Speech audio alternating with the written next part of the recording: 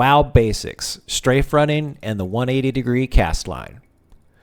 Now before we go any further, let's take a minute to review how movement in WoW works with this key configuration, how to ensure you are maximizing your mobility, and that you understand when the game considers you are facing your target and when you have your back to a target. This is primarily important for any and all ranged attacks or abilities, even for warriors using things like intercept. And it is also very important for rogues and druids, as several abilities can only be triggered when you are considered behind your target.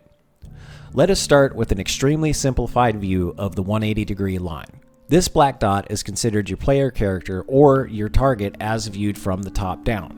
For the player character, everything above the 180-degree line is considered ahead of you, and everything below the line is considered behind you.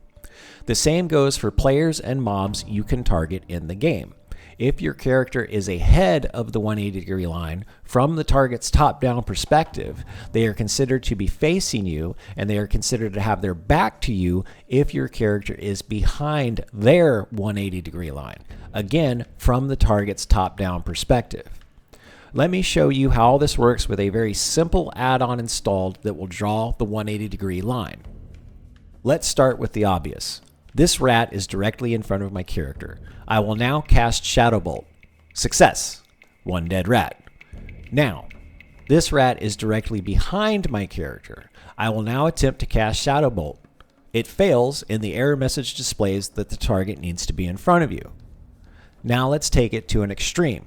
I'm going to line up the rat in front of me at the most extreme angle I can manage while ensuring that target is above the line, and thus the game understands that I am facing the target.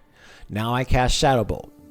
Notice how the Shadow Bolt appears to project at a virtual 90-degree angle, but that the cast is still successful. Now using the same extreme, let me have the target ever so slightly behind the 180-degree line. I now cast Shadow Bolt. Failure, and in pops the error message that the target needs to be in front of me.